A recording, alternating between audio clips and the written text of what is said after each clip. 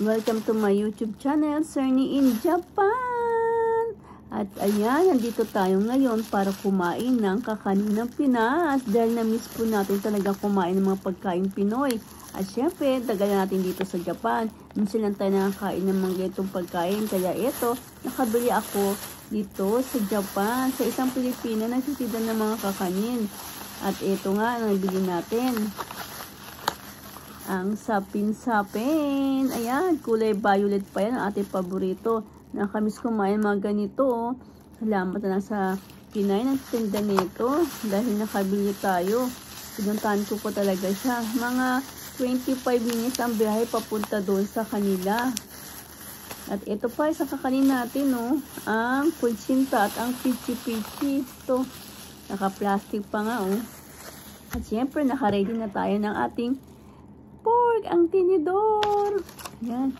Hindi kayang unahin natin itong sapin-sapin, no? Itong pichi-pichi at kutsinta dahil masarap ito. Ayan. Ito muna unahin natin.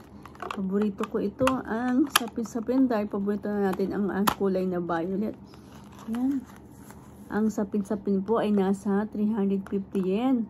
Or nasa 90 pesos na din isa. Mahal, no? Pero okay lang. Minsan naman tayo kasi tayo kumain nito. Harap.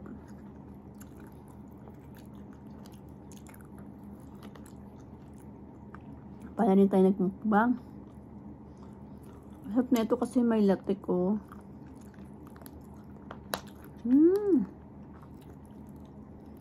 Baka maubos ko lahat to.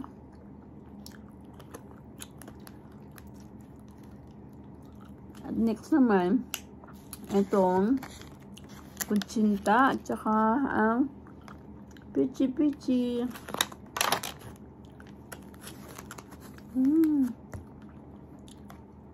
Ito. Tikman natin ang kutsinta. Hap. Nakamiss nito. Tagal ko hindi kumakain nito, eh. Kaya, chance na. Nakita ko siya sa online, kaya napabili tayo. Buti na lang malapit lang din dito sa amin. Kaya nag-drive na lang ako. Na 25 minutes.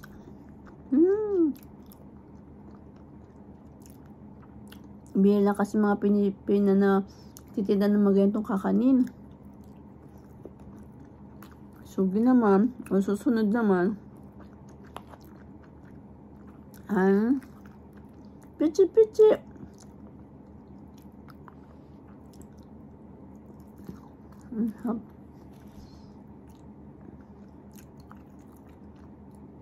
At ang pichi-pichi nasa Gohak yan. Or 650. Nakalimutan ko na yung price.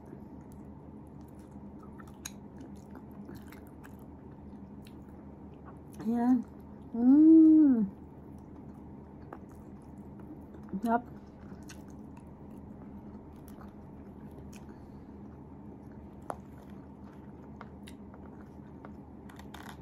Yan, coconut kasi siya, oh. Sarap na ito, ang kutsinta, ang pichi-pichi, at ang sapin-sapin. Pagkain kakaninang Pinas. Nasa Japan na. At syempre, paborito natin. Kain na tayo. At ito natin, ubusin na natin ngayon to. Pero ito, pichi-pichi at kutsinta, pwede pa para bukas na lang ubusin natin.